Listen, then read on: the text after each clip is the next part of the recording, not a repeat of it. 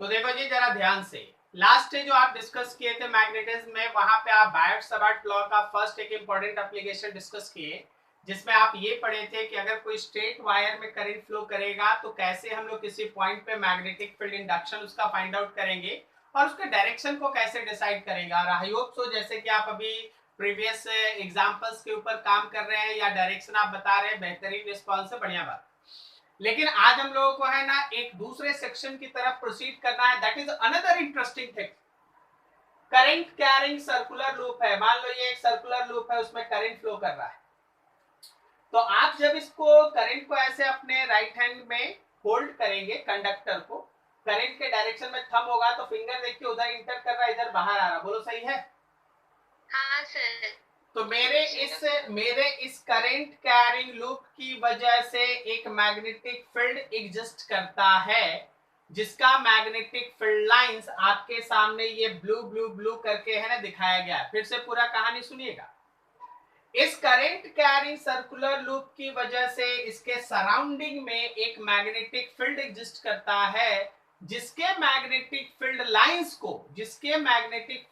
को ऐसे blue lines के फॉर्म में आपके सामने दिखाया। देखो क्लोज लूप बन रहा है, कुछ निकला है, ये जो बड़ा निकला है ये दूर से आके ऐसे घूम के आएगा, ये जो बड़ा निकला है ये दूर से ऐसे घूम के आएगा, जो छोटा है वो यहीं पे आपका लूप बना रहा है, सो ऑन। क्या मेरी बात समझ में आई? हाँ सर। कोई भी करंट कैरिंग सर्कुलर लूप, थोड़ा सर्कुलर इसलिए लगा दिए ताकि आपका कैलकुलेशन आसान हो। बोलने की बात तो ये है कि कोई भी करंट कैरिंग लूप अपना एक मैग्नेटिक फील्ड बना के रखता है। हम लोग अभी सर्कुलर करंट कैरिंग लूप के एक्सिस पे सेंटर से कुछ डिस्टेंस अवे कोई एक पॉइंट होगा, एक्स डिस्टेंस अवे। आखिर इस पॉइंट पे कितना मैग्नेटिक फील्ड इंडक्शन एग्जिस्ट कर रहा है, जबकि इसमें फ्लो करने वाले करंट का वैल्यू है आई और इसका रेडियस है आर। हम लोग इसी पर्टिकुलर बी फील्ड का वैल्यू निकालने जा रहे हैं। वैसे बिफोर दैट पर्टिकुलर कैलकुलेशन आप याद रखिए कि that magnetic field induction is mu naught by 4 pi I dot N dot 2 pi radius का square divided by R square plus x square पे पावर 3/2 ये आना है। अब ये कैसे आएगा, हर चीज आपके सामने एक एक करके एक्सप्लेन कर देंगे। तो आपके पास मैग्नेटिक फील्ड इंडक्शन का डिस्कशन होना है on the axial point, axis on the point which is lying on the axis of the current carrying circular loop. ये हम लोग डिस्कस करने जा रहे हैं, ठीक है। चलिए देखते हैं, इसका डेरिवेशन स्टार्ट करते हैं। ये फिगर आपके पास रहेगा हमेशा छोटा सा, ताकि आप है ना चीजों को देख के समझते रहें। लेकिन डेरिवेशन का सबसे पहला हिस्सा देखिए, हमको हैंडमेड है ना कुछ बनाना होगा ताकि हम सब कुछ अच्छे से दिखा सकें। ये आपके पास है एक current carrying circular loop, centre से जिस पॉइंट पे हम लोग मैग्नेटिक फील्ड इंडक्शन निकालने जा रहे हैं उसका डिस्टेंस है x। जिस लूप का हम बात कर रहे हैं उसका रेडियस है r और इसमें करंट फ्लो कर रहा है इस तरीके से, करंट है I। आप जरा ध्यान से देखिएगा तो करंट जो है वो इस तरीके से बना हुआ है कि ऐसे यहां से ये करंट इस डायरेक्शन में ऐसे आ रहा है, ठीक है। अब आप डायग्राम पे ध्यान दीजिएगा। हैंडमेड डायग्राम इसलिए रखा गया है ताकि आप स्कूल में कैसे बनाएंगे या जब आपको जरूरत पड़ेगी आप कैसे बनाएंगे उसको जरा चीज को समझिए। सबसे पहले आप ऊपर में एक लेते हैं करंट एलिमेंट, ये रहा current element I dot dl, और इस करंट एलिमेंट के पॉइंट से इस पॉइंट P को आप मिला लो, ये रहा R। अभी जरा सोच के बताओ, सबको ही सोच के बताओ, ये करंट एलिमेंट और R के बीच का एंगल 90 है क्या? हाँ सर। ठीक है। कंसिडरिंग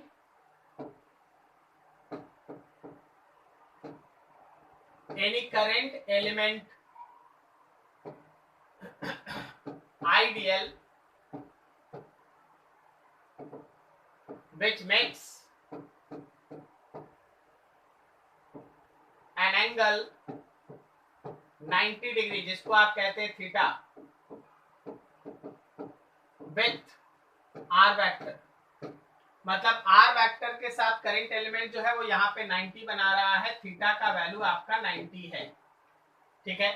अब यहाँ पे कोई एक एंगल है, मान लो ये एंगल फाई है, आप इसको लेके चलो।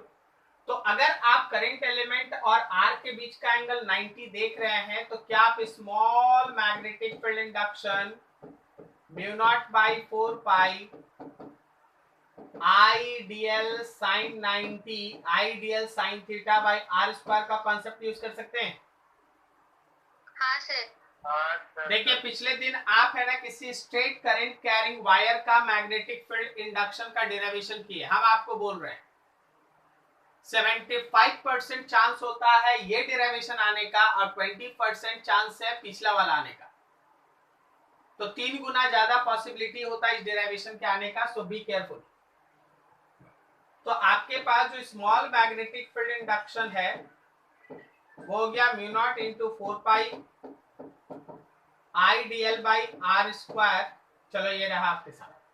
अब एक चीज बहुत होशियारी से बनाना पड़ता है, क्योंकि क्वेश्चन जो चेक करता है ना, आपका कॉपी जो चेक करता है सबसे पहले वही देखेगा।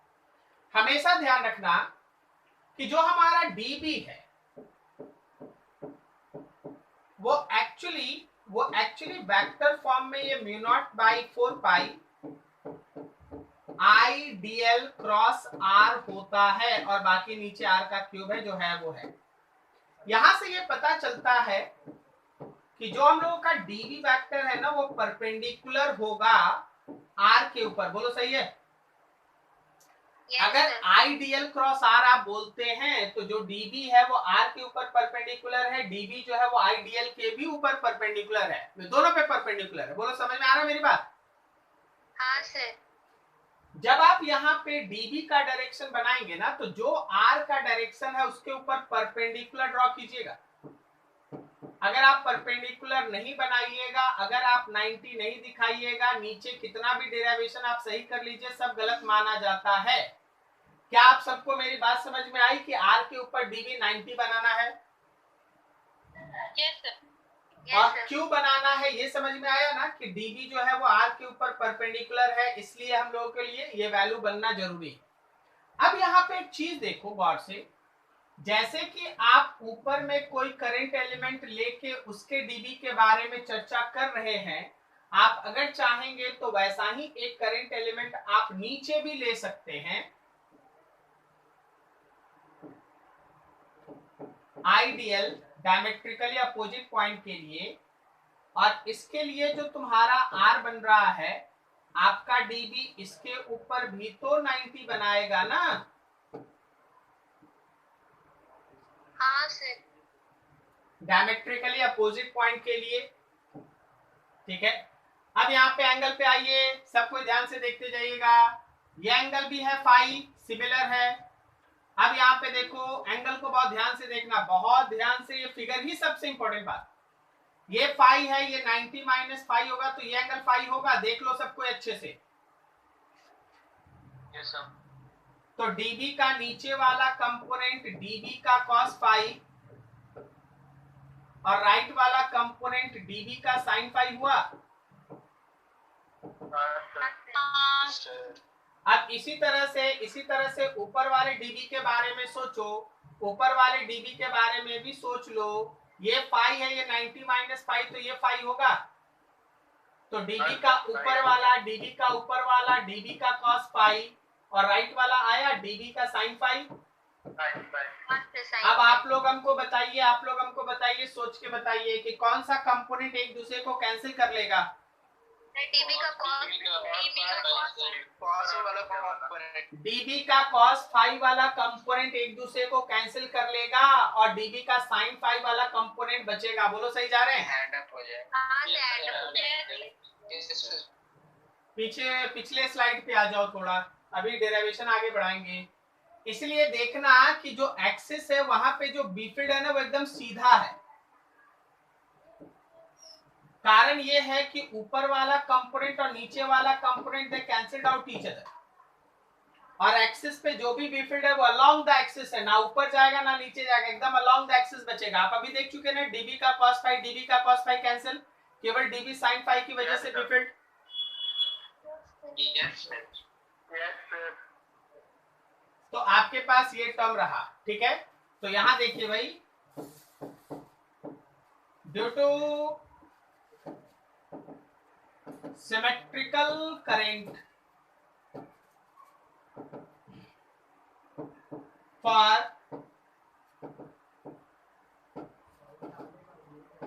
for diametrical opposite ideal, dp cos phi cancelled out each other। dp cos phi एक दूसरे को कैंसिल आउट कर लेगा। सो b net is only due to db sin phi। b net जो है वो केवल और केवल db sin phi की वजह से होगा। b net जो है वो केवल और केवल db sin phi की वजह से होगा। क्या यहाँ तक किसी को कोई डाउट? नहीं सर। No sir. चलिए अब आगे आ रहे हैं हम लोग इंटीग्रेशन में। So b net is integration of db का साइन फाई। db कितना भाई? तो mu naught by 4 pi I dl sine 90 by R square, और फिर से है साइन का फाई, ठीक है। इसमें से आप बी नेट निकालने के लिए जो जो कांस्टेंट्स है बाहर निकाल लो। Mu naught by 4 pi I integration, अभी देखते चले, dl 1 साइन फाई और नीचे आर स्क्वायर। अच्छा एक चीज पूछते हैं, जरा देख लो इसको अच्छे से, दिमाग में बैठा लो अच्छे से, फिगर को भी है ना अगर आप हो सके तो ध्यान से देखिए। अच्छा आपको लग रहा है क्या कि ये जब हम इस पे गोल गोल घूमेंगे, जब हम इस पे गोल गोल घूमेंगे, इस पे गोल गोल घूमेंगे तो एंगल बदल जाएगा क्या? फाई बदल जाएगा क्या? No sir. No sir. इसका मतलब फाई कांस्टेंट है, पहला बात। Sine phi constant. दूसरा, जब आप इस सर्कल पे गोल गोल ऐसे घूमिएगा, जब आप इस लूप पे ऐसे गोल गोल घूमिएगा तो यहाँ से जो इस पॉइंट तक का डिस्टेंस है वो बदल जाएगा क्या? नहीं सर, ये भी नहीं बदलेगा सर। नहीं मतलब आर भी कांस्टेंट है। Yes sir.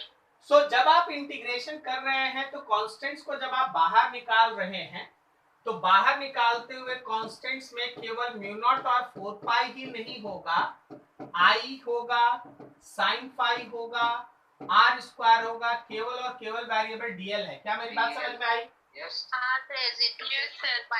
अब यहाँ भी हम आपसे कुछ पूछते हैं, जरा गौर कीजिए। डीएल कहाँ? एकदम बिल्कुल सही बोला। डीएल का इंटीग्रेशन करना है, 0 से करना है, ठीक है, लेकिन कहां तक करना है? 2 पाई आर तक करना है कि पाई आर तक करना है? 2 पाई। 2 पाई आर ना सर, सर्कमफेरेंस। बिल्कुल सही, बिल्कुल सही।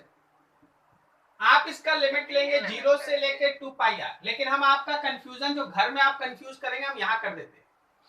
आप लोग देख रहे हैं यहाँ db sin phi करके 2 है, लेकिन हम इंटीग्रेशन में केवल 1 लिखे हैं। हाँ सर। तो आप उसको 2db sin phi भी लिख के इंटीग्रेट कर सकते हैं, और आप db sin phi भी लिख के इंटीग्रेट कर सकते हैं जैसे हम लिखे। अगर आप 2db sin phi लेके इंटीग्रेट करेंगे तो लिमिट 0 से लेके पाई आर तक होगा, आधा होगा, क्योंकि आप 2 लगा के पूरा सोच चुके हैं। तो सिमेट्रिक है। यस। और अगर आप 2 नहीं लगाए हैं तो आपका लिमिट 0 से लेके 2 पाई आर तक होगा। क्या मेरी बात समझ में आई सबको? Yes sir. Yes sir. तो 0 से लेके 2 पाई आर तक, 0 से लेके 2 पाई आर तक, और आपके पास इस बी नेट का वैल्यू हो गया mu naught by 4 pi I sine phi. Figure पे गौर करो, फिगर पे गौर करो, फिगर पे गौर करो। साइन फाई का वैल्यू देखो। क्या आप साइन फाई को लिख सकते हैं R by small R? R by R. Yes sir. Yes sir.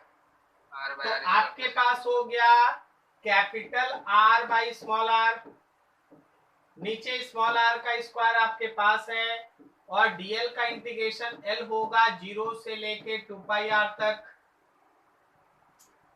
B net का वैल्यू हो गया mu naught by 4 pi I dot R by small R का क्यूब, और यहां पे गौर कर ले भाई 2 पाई आर माइनस 0। सो आपके पास ये वैल्यू हो गया म्यू नॉट बाई 4 पाई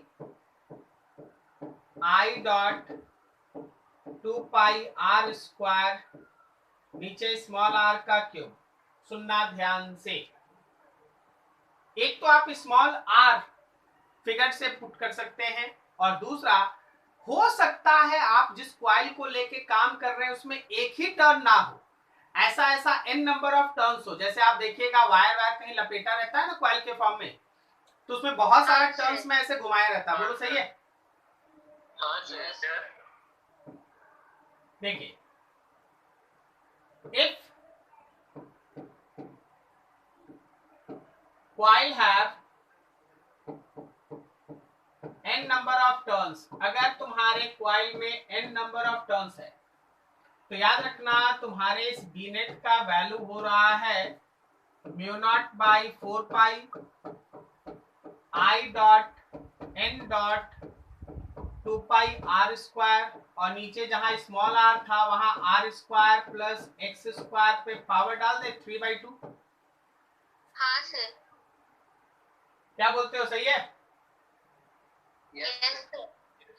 तो आपके पास जो नेट मैग्नेटिक फील्ड इंडक्शन बचा है अलोंग द एक्सिस वो है mu naught by 4 pi I dot number of turns 2 pi R square, जिसमें अगर आप चाहें तो जरूरत पड़ने पे पाई आर स्क्वायर के जगह पे एरिया भी लिख सकते हैं।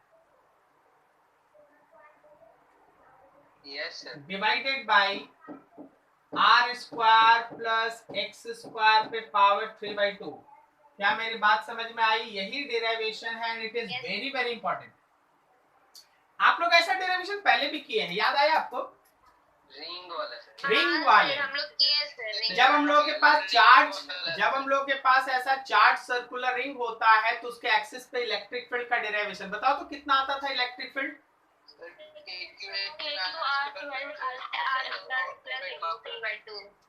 KQ x by R square plus x square पे power 3/2। KQ x by R square plus x square पे पावर 3/2। हम यहाँ इसलिए याद दिलाना चाहते हैं उस फॉर्मूला में ऊपर भी x था नीचे भी x था, इस फॉर्मूला में केवल नीचे x है ऊपर x नहीं है। हाँ सर। बहुत बड़ा इफेक्ट पड़ता है इसका, बहुत बड़ा इफेक्ट पड़ता है, वो आपको आगे समझ में आ जाएगा। ठीक है, याद रखना ऊपर में x नहीं है नीचे x है, मतलब यहाँ एक ही बात निकलती है कि जैसे जैसे आप रिंग से दूर जाइएगा x बढ़ेगा तो बी फील्ड घटेगा, बी फील्ड घटेगा। सही है? ठीक है, तो ये रहा आपके पास डेरिवेशन। एक बार हम पीछे फिर एक बार आगे कर देते हैं, देख लो कहीं किसी को कोई डाउट हो डेरिवेशन में फिर से पूछ लो। It is very very important. Sir number of turn जो होगा वो दिया रहेगा, निकालना पड़ेगा। क्वेश्चन में मेंशन रहेगा 100 टन का कॉइल है, 200 टन का कॉइल है, तो जहां n है वहां पे 100 200 जो दिया है ले लो। ठीक है, उसके लिए आप टेंशन ना ले, बाकी चीज समझे। यहाँ डेरिवेशन देखो अच्छे से, हर चीज समझ। अच्छा, ये वाला समझ में आया कि ये परपेंडिकुलर बनाना क्यों इतना जरूरी है? क्योंकि ये क्रॉस प्रोडक्ट से निकला हुआ चीज है, तो आपको डीबी को आर के ऊपर परपेंडिकुलर ही बनाना है। ओके, चलिए बढ़िया। हाँ सर। अब आइए सेक्शन में आगे बढ़ते हैं, कुछ इंपॉर्टेंट पॉइंट्स डिस्कस करते हैं।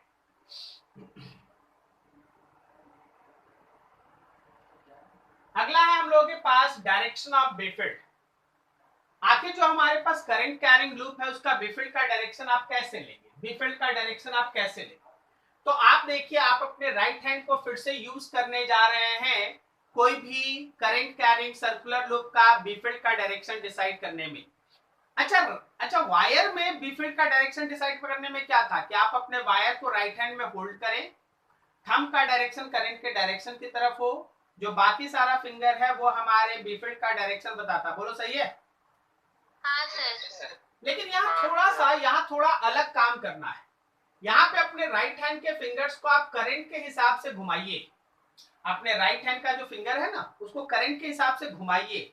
थंब का डायरेक्शन आएगा, थंब का जो डायरेक्शन आएगा बीफील्ड का वही डायरेक्शन होगा। सर क्या बोल रहे हैं सर, नहीं समझ में आ रहा है? चलिए देखिए यहाँ ध्यान से। मान लीजिए जैसे आपके पास, चलिए हम एकदम छोटा छोटा फिगर बनाएंगे। हाँ, सपोज आपके पास ये है एक सर्कुलर लूप और उसमें करंट ऐसे घूम रहा है।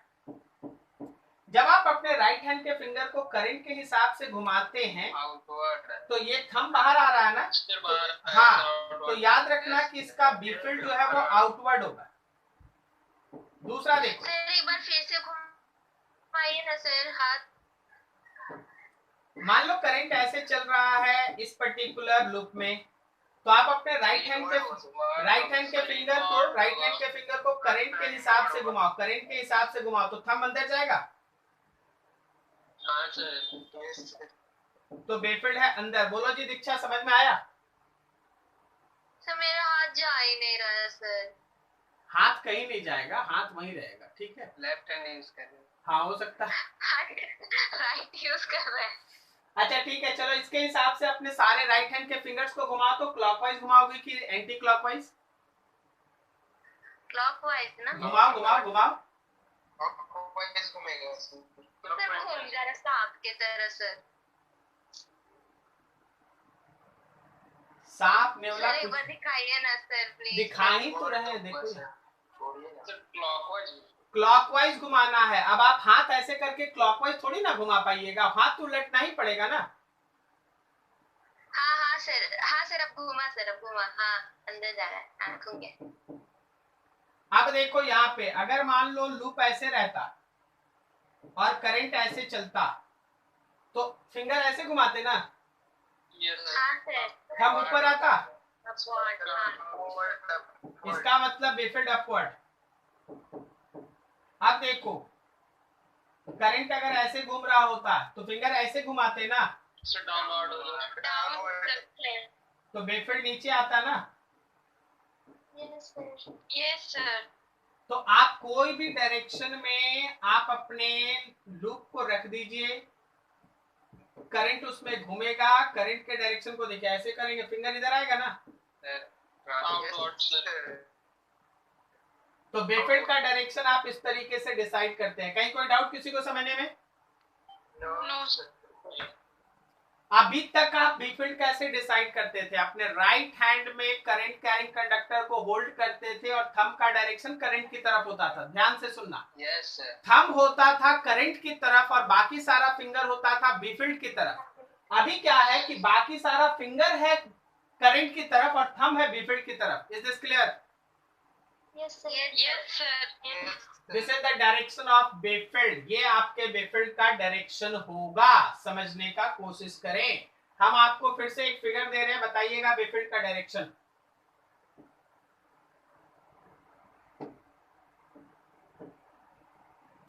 देखिए सर्कुलर लूप होना जरूरी नहीं है, लूप का कोई भी शेप हो सकता है, एक्स वाई जेड। मान लो लूप ऐसे है,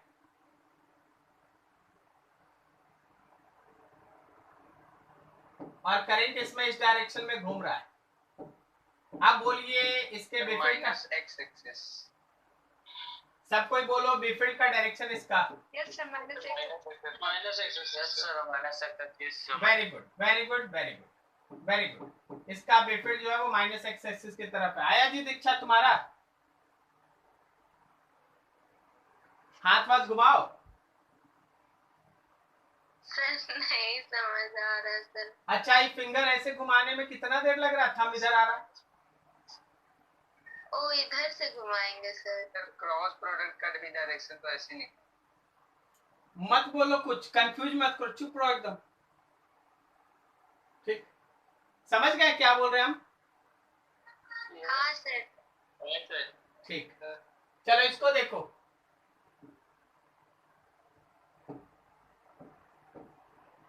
ये एक्स एक्सिस है, ये वाई एक्सिस है, ये जेड एक्सिस है। चलिए देखिएगा, मान लीजिए करंट ऐसे घूम रहा है, अब बोलिए तो इसका बी फील्ड किधर है? y axis y axis positive y axis ऐसे पॉजिटिव क्या सभी का आ रहा है? यस सर हो गया। तो इस तरीके से हम लोग है ना डायरेक्शन डिसाइड करते हैं। देखिए इस चैप्टर का सबसे बड़ा खेल पता क्या है, अगर कोई डायरेक्शन डिसाइड नहीं किया है तो अपने लिए गड्ढा खोद के रखा है। क्या आप लोग कोई गड्ढा खोदे हैं कि या फिर सब कुछ ठीक ठाक है? नो सर सब कुछ ठीक ठाक है सर। चलिए बढ़िया। गड्ढा काहे खोदेंगे? अब चलो हम लोग है ना कुछ अलग अलग है ना फॉर्मूला सब देखते हैं इस केस में क्या होता है। वैसे आप लोगों को जनरल फॉर्मूला मिल ही गया है, आप इन सब टर्म्स को है ना एक एक करके जरा देखिए और चीजों को समझिए। आपके पास बेफिल्ड का जनरल फॉर्मूला आ गया है mu naught by 4 pi I dot number of turns 2 pi R square divided by R square plus x square के पावर 3/2। ठीक है, इतने बार ये बेफिल्ड हम आपके सामने लिखते हैं ना कि फॉर्मूला भूलने का कोई सवाल ही नहीं। इसमें हर टर्म को तोड़ तोड़ के दिमाग बैठा लीजिए। Mu naught by 4 pi obviously आप जानते हैं 10 टू द पावर -7 होता है। आई का वैल्यू हो गया, करंट दे दिया, N is the number of turns 2 pi R square. इसमें हम पाई आर स्क्वायर पे बार बार बोल रहे, हो सकता है पाई आर स्क्वायर अलग से भी सोचना, पाई आर स्क्वायर पे देख लो और फिर नीचे देखो R square plus x square पे पावर 3/2। Is this clear? कहीं कोई दिक्कत नहीं? Yes sir. ठीक, very good very good very good. सुनिएगा जरा ध्यान से, मेरी बातों को समझिएगा। आप एक चीज पे गौर कीजिए, जब आप इस लूप में करंट को घुमाते हैं ऐसे, करंट का डायरेक्शन है ये, तो लेफ्ट से लेके राइट तक मैग्नेटिक फील्ड का डायरेक्शन कांस्टेंट होता है या वेरिएबल? क्या आप देख रहे हो बी फील्ड जो है उसका डायरेक्शन फिक्स्ड है? यस सर बी फील्ड का डायरेक्शन लेफ्ट से राइट की तरफ, एकदम बी फील्ड का डायरेक्शन लेफ्ट से राइट की तरफ है तो लेफ्ट से राइट की तरफ है। क्या रिंग के दोनों तरफ, रिंग के उधर और रिंग के इधर, क्या बी फील्ड अपना डायरेक्शन बदला है? नहीं, डायरेक्शन नहीं बदला है। हाँ, बस आप अलग अलग पॉइंट पे जाइएगा तो डिस्टेंस बदलने की वजह से उसका मैग्नीट्यूड बदल जाएगा, लेकिन डायरेक्शन फिक्स्ड होता है। इस बी फील्ड का सबसे अच्छी बात क्या है, vector B along axis of loop have constant direction but magnitude of Bifield is variable according to distance of point from center of loop। Loop के सेंटर से जो डिस्टेंस होता है उसके बेसिस पे बिफील्ड का मैग्नीट्यूड वैरी करता है, लेकिन डायरेक्शन हमेशा फिक्स रहता है। तो फिक्स रहता है कोई भी डायरेक्शन में, कोई भी डायरेक्शन वाला कॉन्सेप्ट जब आप देखें तो मेरी इस लाइन को जरूर याद रखें। अब अगर हम बोलेंगे कि इस लूप के नीचे में कोई पॉइंट है, बिफील्ड का डायरेक्शन बता दो, तो ऊपर ही है। इस लूप के ऊपर में कोई एक पॉइंट है, बिफील्ड का डायरेक्शन बता दो, तो नीचे ही है। अगर हम बोले इस लूप के इधर है तो बिफील्ड का वही डायरेक्शन है जो उधर है। क्या मेरी बात समझ में आ रही है? बिफील्ड अपना डायरेक्शन दोनों तरफ नहीं बदलता है, केवल और केवल उसका मैग्नीट्यूड बदलता है अकॉर्डिंग टू डिस्टेंस। ठीक है, आई होप सो कहीं किसी को कोई इशू नहीं। अब देखिए अगले पॉइंट पे सबको आइए, समझिए, ध्यान से समझिए। Field at the centre of the loop. आप सेंटर, लूप के सेंटर पे बात कर रहे हैं। जब आप लूप के सेंटर पे बात कर रहे हैं, क्या x का वैल्यू 0 होगा? Yes sir. जब आप सेंटर पे x का वैल्यू 0 पुट कीजिएगा तो हमारे इस बिफील्ड का वैल्यू होगा mu naught by 4 pi I dot N dot 2 pi R square और नीचे r का क्यूब बचेगा ना, r का क्यूब बचेगा। जो जो कट रहा है काट लो, जो जो कट रहा है काट लो, देख लो क्या आ रहा है, जो जो कट रहा है तुम अपने हिसाब से काट लो। r बचेगा। क्या value mu naught N I by 2r बच रहा है? हाँ sir R mu naught ni by 2r, सब कोई देख लीजिए, सही है। यस इसका मतलब ये है कि जब आप है ना किसी लूप के सेंटर पे बात करेंगे, करंट कैरिंग लूप के सेंटर पे बात करें, मान लीजिए जैसे ये पूरा एक सर्कुलर लूप है और हम लोग सेंटर पे बात करें, इसमें करंट घूम रहा है आई, तो करंट को देख के आप बोल सकते हैं ना बी फील्ड है बाहर, और मैग्नीट्यूड है mu naught ni by 2r, magnitude है mu naught ni by 2r, ठीक है, मैग्नीट्यूड है mu naught ni by 2r, magnitude mu naught ni by 2r। आगे बढ़ो वहां। जब आप बात करते हैं far away from the centre, मतलब आप सेंटर से बहुत दूर चले गए, बहुत दूर, x is much much much greater than radius. R neglect कर रहे हैं, आर को नेग्लेक्ट कर देंगे। हाँ सर, आर को नेग्लेक्ट करेंगे। तो ऐसे केस में R square plus x square को आप बिल्कुल सही बोले, केवल एक्स स्क्वायर लिख लीजिए। तो आपके पास बेफिल्ड का फॉर्मूला हो गया mu naught by 4 pi I dot N dot 2 pi R square, और नीचे होगा एक्स का क्यूब। एक्स का हाँ सर। तो अगर हमारा ये पॉइंट, इससे ये कट जाएगा 2 टाइम्स, आप चाहो तो अगर काटना है तो काट लो, नहीं तो छोड़ दो, कोई बात नहीं। Mu naught N I R square divided by x का क्यूब 2x, ये बेफिल्ड का वैल्यू है, ये बेफिल्ड का वैल्यू आ गया। अगर आप काफी दूर बात करेंगे तब, ठीक है, काफी दूर बात करेंगे तो you have to follow this relation. अब एक बात बताना, जो जनरल फॉर्मूला तुम पढ़ा था बेफिल्ड का, या जो जनरल फॉर्मूला आप लोग देख रखे हैं, यहीं पे लिख देते हैं। तो हम लोग है ना बेफिल्ड का जनरल फॉर्मूला देख रखे हैं mu naught by 4 pi I dot N dot 2 pi R square, और नीचे है R square plus x square पे पावर 3/2। अच्छा, इसको देख के तुमको क्या फील होता है? जैसे जैसे आपका एक्स बढ़ेगा वैसे वैसे बेफिल्ड बढ़ेगा या घटेगा? घटेगा। इसका मतलब जो सेंटर पे आपको बेफिल्ड दिखाई दे रहा है, क्या वो मैक्सिमम है? तो सेंटर पे जो बेफिल्ड बनेगा दैट इज ऑलवेज मैक्सिमम, और उसका वैल्यू बोल लो, वैल्यू बोल लो, इतना समय नहीं रहेगा बार बार डिराइव करने का, सीधा यूज करेंगे। Mu naught ni by 2r कितना होता है? और अगर किसी क्वेश्चन में नंबर ऑफ टर्न्स के बारे में कोई चर्चा ना हो तो n का वैल्यू 1 ले लेंगे mu naught i by 2r, n का वैल्यू 1 ले लेंगे mu naught i by 2r। क्या मेरी बात समझ में आई? हाँ सर। चलो बढ़िया, तो ये सब फॉर्मूला सब तैयार है। अब थोड़ा और आगे आ जाओ। ग्राफिकल वेरिएशन, हम लोग है ना सेंटर वाले पॉइंट पे x का वैल्यू 0 लेंगे, उधर प्लस इंफिनिटी इधर माइनस इंफिनिटी। तो आखिर ये ग्राफ कैसे चलता है graphically, how magnetic field induction will vary, you have to see that. ये वाला पॉइंट है x इक्वल्स टू 0, मतलब आप सेंटर पे भाई, ये हो गया x equals to minus infinity, काफी दूर माइनस इंफिनिटी, ये हो गया x tends to plus infinity. तो क्या ये सेंटर पे मैक्सिमम है? Maximum, yes. So graph is somewhere like that। Graph जो है लगभग इस तरीके से वैरी करता है, ऐसे मैग्नेटिक फील्ड वैरी करता है। आपको याद है रिंग के केस में, चार्ज रिंग के केस में इलेक्ट्रिक फील्ड का आप ग्राफ बनाए थे? क्या वो इसी के जैसा ग्राफ था? 2/r पे सर मैक्सिमम था।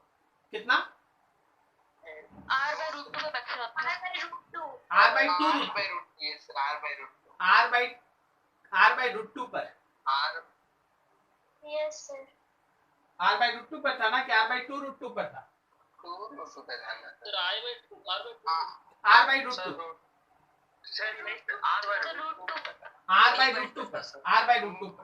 पर सर। अभी ये समझ गया ना, यहाँ सेंटर पे मैक्सिमम है। Yes sir. एक चीज और हम यहाँ पे हम रिंग का बताना चाहेंगे, हम चार्ज रिंग का फिगर बनाना चाहेंगे। चार्ज रिंग, थोड़ा सा चार्ज रिंग पे हम आपका 1 मिनट लेना चाहेंगे।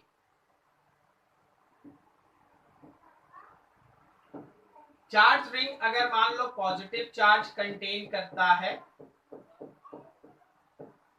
इसका रेडियस r है, चार्ज q है, तो इस पॉइंट पे जो एग्जिस्टिंग इलेक्ट्रिक फील्ड इंटेंसिटी था वो था KQX by R square plus X square पे पावर 3/2। और इसमें डायरेक्शन अपोजिट होने की वजह से जब आप इसका कर्व बनाते थे तो that curve is somewhere in this वे, याद है? Yes sir. ठीक है, तो ये सारा चीज आप लोग है ना पहले से कर रखे हैं। तो रिंग के केस में आप ऐसे जाते हैं, मैग्नेटिक फील्ड इंडक्शन रहा तो इस तरीके से आपको प्रोसेस करना है। मैग्नेटिक फील्ड में जब आप किसी रिंग के सेंटर पे होते हैं, करंट कैरिंग लूप के सेंटर पे होते हैं, B field is maximum. How much it is? Sir mu naught N I by 2r। अब आप इसके बाद दोनों तरफ किधर भी जाइएगा, magnetic field goes on decreasing, ठीक है। मैग्नेटिक फील्ड कभी भी अलोंग द एक्सिस अपना डायरेक्शन नहीं बदलता, केवल उसका मैग्नीट्यूड बदलता है। बोलो सही है? Yes sir. नेक्स्ट है field due to circular arc carrying current. अभी तक आप पूरा का पूरा सर्कल लेके चल रहे हैं। देखिए, फॉर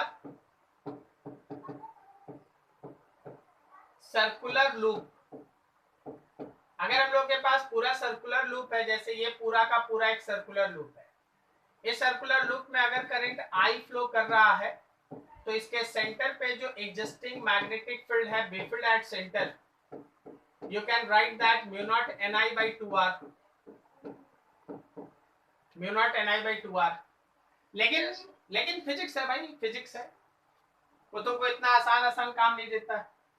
वो बोलेगा नहीं जी आपके पास सर्कुलर लूप नहीं है, लूप का एक पोर्शन है, सर्कुलर आर्क है। फॉर एनी सर्कुलर आर्क, मान लो हम लोगों के पास इस तरह का एक सर्कुलर आर्क है, और ये आर्क जो है वो सर्कल के सेंटर पे सपोज अल्फा एंगल बनाता है, और इसमें करंट है आई, रेडियस है आर, सेंटर है सी, ठीक है, सेंटर है सी। अब ऐसे केस में कोई हमको ये बता, अच्छा आप भूल जाए ना कि ये कोई आर्क दिया है, आप मान लीजिए कि कोई एक पूरा सर्कल दिया है। अभी कोई हमको ये बताएगा क्या कि इस करंट की वजह से यहाँ मैग्नेटिक फील्ड बोर्ड के अंदर है या बाहर? अंदर है। उसमें कोई प्रॉब्लम आपको नहीं होना चाहिए, ना ही कोई कैलकुलेशन में कोई चेंज होना चाहिए। बस जो नेट मैग्नेटिक फील्ड का मैग्नीट्यूड लिखिएगा वो थोड़ा बदल जाता है, ठीक है। अब आप अगर आर्क के केस में चलेंगे तो बेफील्ड अगर आप आर्क का लेंगे तो पहले सर्कल वाले बेफील्ड का फॉर्मूला लिख लो, mu naught Ni by 2r, ये सर्कल वाले बेफील्ड का फॉर्मूला लिख लो। फिर आर्क जो एंगल बनाया उसमें 360 से डिवाइड करके मल्टीप्लाई कर लेना। आर्क जो भी एंगल बनाया 90 डिग्री 180 60 जो भी दिया है उतना ले लीजिएगा, 360 से डिवाइड कर दीजिएगा। बोलिए यही है B field of arc. Is this clear? अब मान लीजिए जैसे डायरेक्शन जैसे सोचते थे वैसे ही सोचे, उसमें कोई दिक्कत। आप देखिए जैसे मान लीजिए आपसे हम पूछते हैं सेमी सर्कल के लिए, सेमी सर्कुलर आर्क बाय 2 कर। हाँ, आप देखो एक क्वेश्चन ही देखो ना। मान लो इसमें करंट I फ्लो कर रहा है और ये I इधर से निकल गया। अब यहाँ पे एक सेंटर दिया, बोला कि देख भाई इसका रेडियस तो तुम R ले लेना, बताओ इस C पे पॉइंट पे मैग्नेटिक फील्ड इंडक्शन कितना है। तो तुम देखो मैग्नेटिक फील्ड इंडक्शन वहां पे होने का चांसेस 3 कारण से है, एक स्ट्रेट वायर और फिर ये सेमी सर्कल। क्या दोनों स्ट्रेट वायर के वो लाइन ऑफ एक्शन पे आता है तो मैग्नेटिक फील्ड 0 होगा? केवल यही बचेगा ना। तो आप अगर बी फील्ड लिखिएगा वहां सेंटर पे कोई नंबर ऑफ टर्न्स का जिक्र है नहीं, तो mu naught Ni by 2r multiply with 180 by 360। Is this clear? और बाकी दोनों के लिए 0 0 लगा दें, कोई दिक्कत तो है नहीं, ठीक है।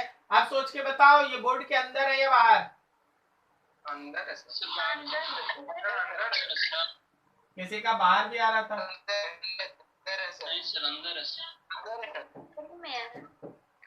अंदर है। Is this clear? ठीक है, तो कोई भी आर्क रहेगा, you have to proceed in this way, you have to proceed in this way. जरा एक दो और सोच रहे हैं इसमें, है ना, एक एग्जांपल देने का। देखिए, मान लीजिए आपके पास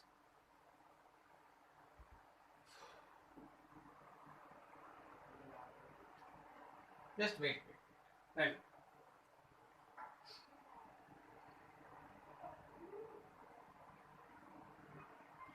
चलो यहाँ पे देखो, यहाँ पे देखो क्वेश्चन, आपको इसको सॉल्व करना है। ओके, आपको इसको सॉल्व करना है। सब कोई तैयार रहिएगा।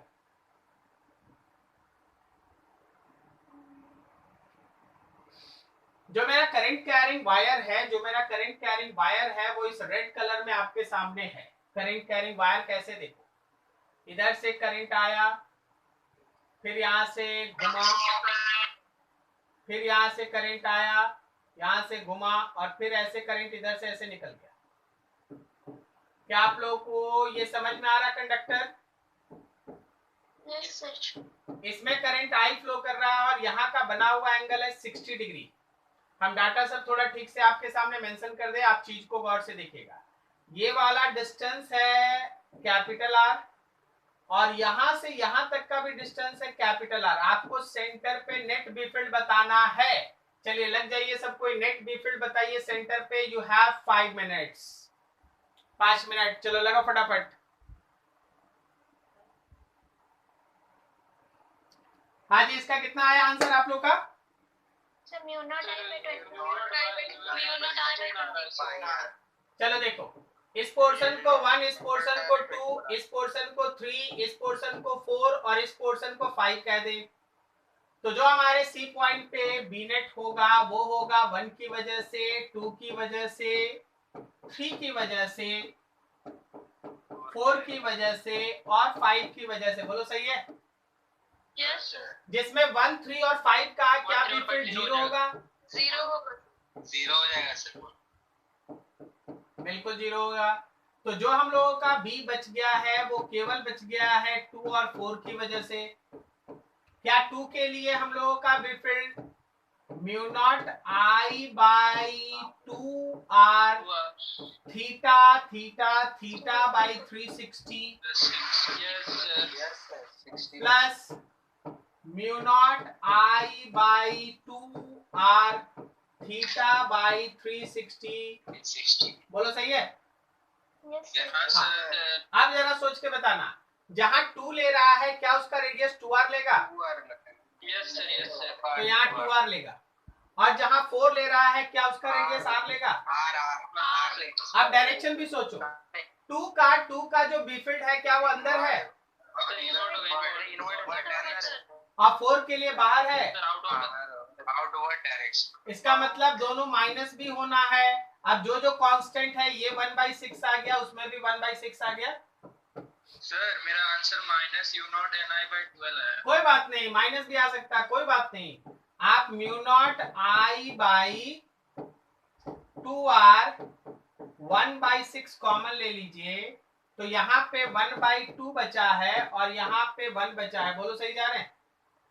Yes sir. माइनस कर दिए, क्रॉस को आप पॉजिटिव रखे हैं, याद रखिएगा, क्रॉस को आप पॉजिटिव रखे हैं और डॉट को आप निगेटिव कर दिए थे। तो 1/2 में से -1 कीजिएगा तो माइनस ही ना बचेगा। -1/2 mu naught I by 12r और साथ में -1/2।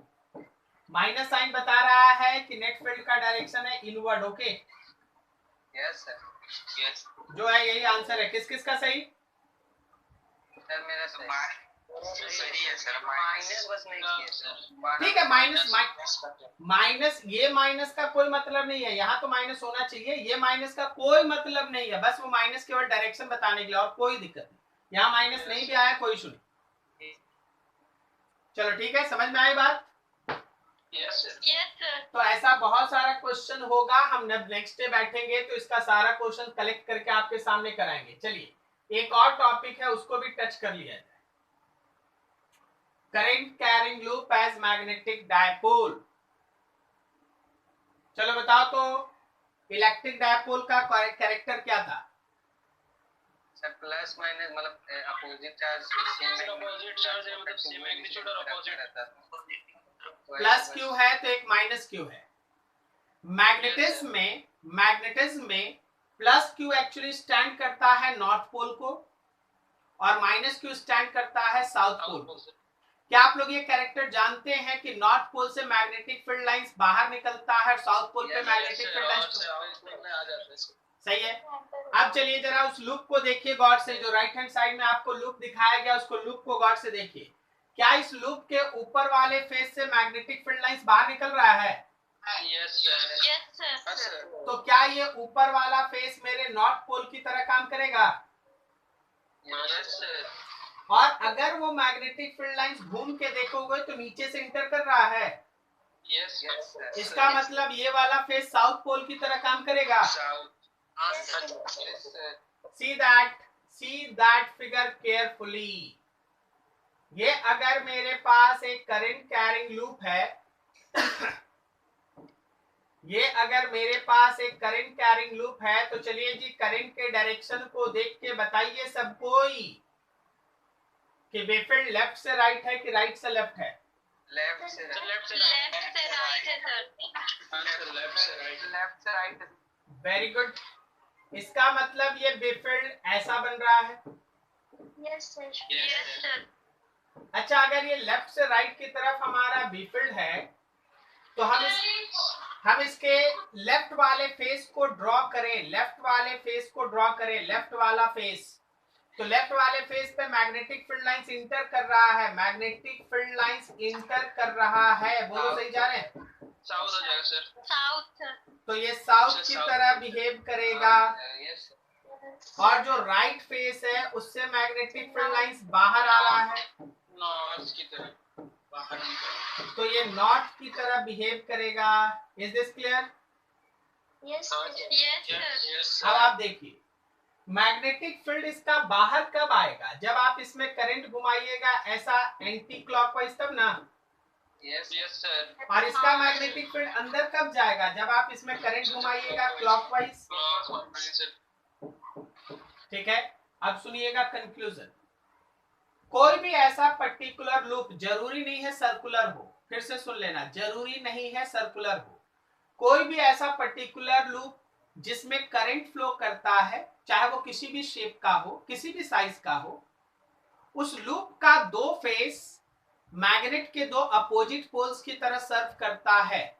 एक फेस से मैग्नेटिक फील्ड लाइंस बाहर आता है which acts like north pole of magnet, तो दूसरे फेस पे मैग्नेटिक फील्ड लाइंस डोमिनेट करता है which acts like south pole of magnet. ठीक है, इस सिचुएशन में हर करंट कैरिंग लूप का दोनों फेस मैग्नेट के दो अपोजिट पोल्स की तरह काम करता है, so it behaves like magnetic dipole. For each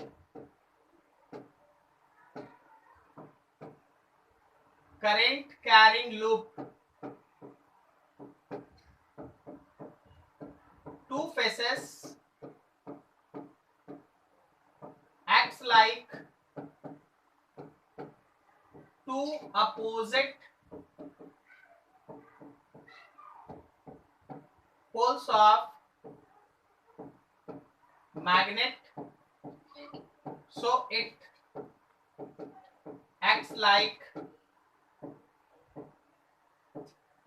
magnetic dipole. चलिए बढ़िया है, मैग्नेटिक डायपोल। अच्छा, अगर ये मैग्नेटिक डायपोल है तो आखिर उस मैग्नेटिक डायपोल का डायपोल मोमेंट कितना है? याद रखना, magnetic dipole moment,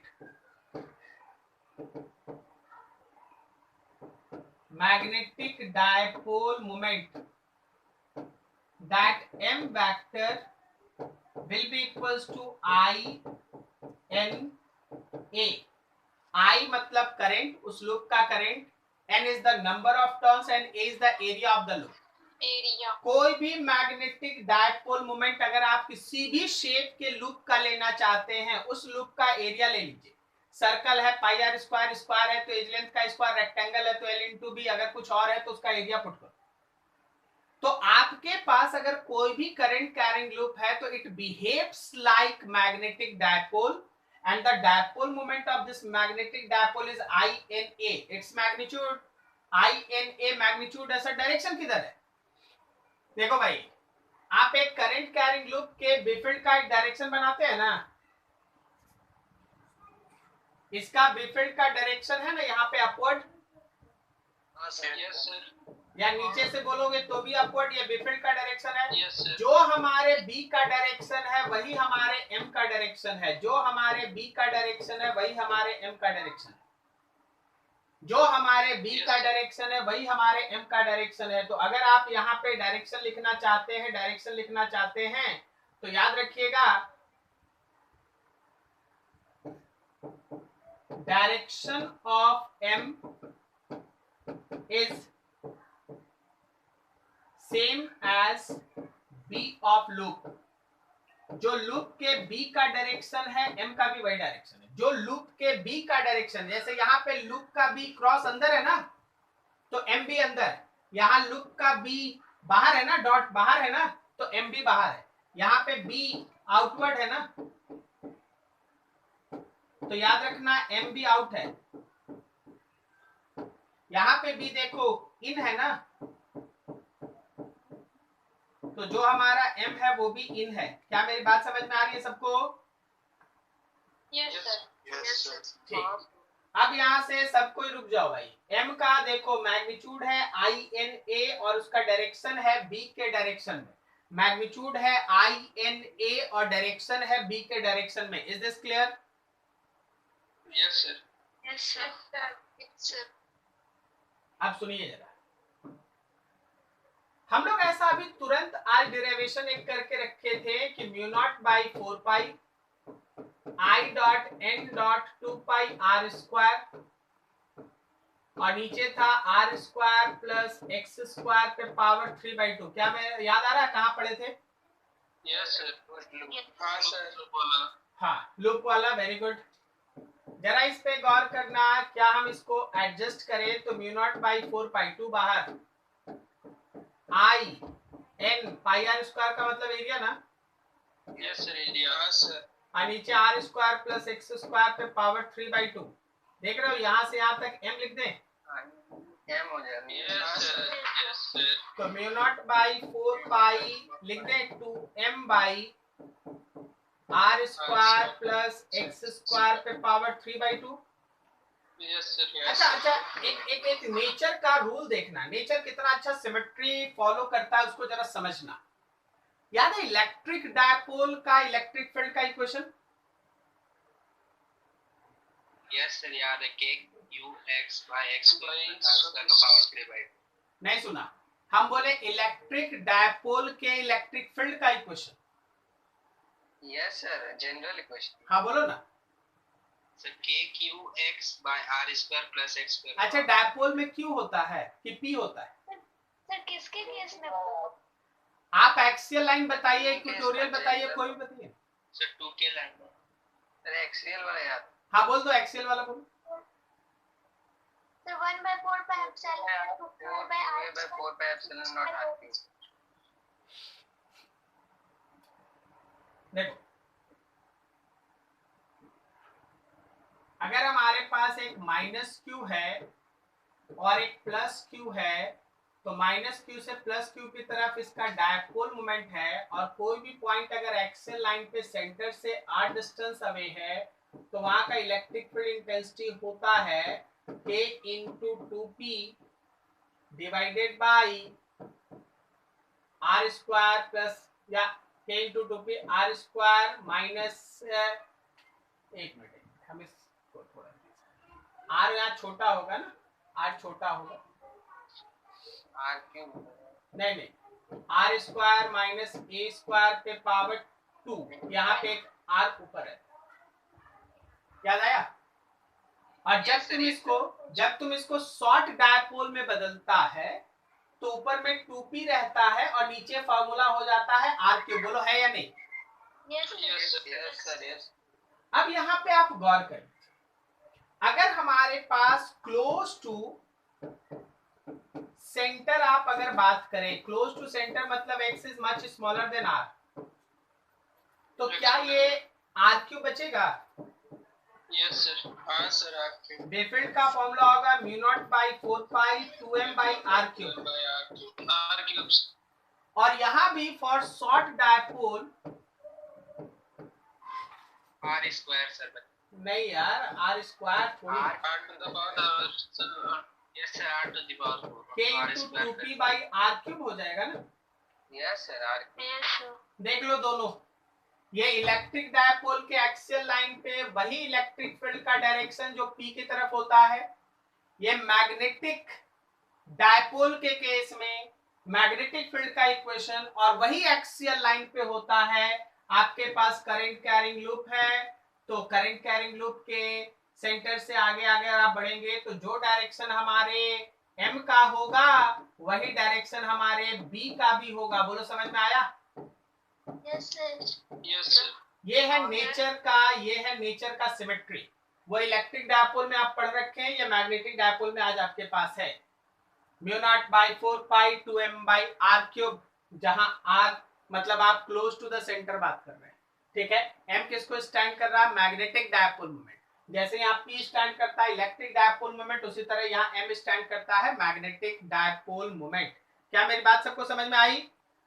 yes sir. Yes sir.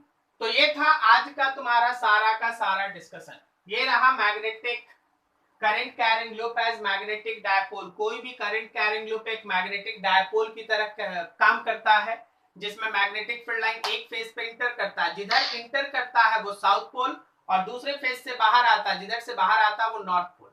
सो हर करंट कैरिंग लूप का दोनों फेज मैग्नेट के दो अपोजिट पोल्स की तरह काम करता है। So they behaves like magnetic dipole, और उस डायपोल का डायपोल मोमेंट होगा m is equal to I in a magnitude, और डायरेक्शन होगा जो हमारे b का डायरेक्शन है, जो b का डायरेक्शन है वही m का डायरेक्शन है। Is this clear? Yes sir. Yes sir. चलो ठीक है, तो आज के लिए इतना ही रखते हैं। ये सारा का सारा नोट्स आपको है ना धीरे धीरे करके सब आज मिल जाएगा, ठीक है।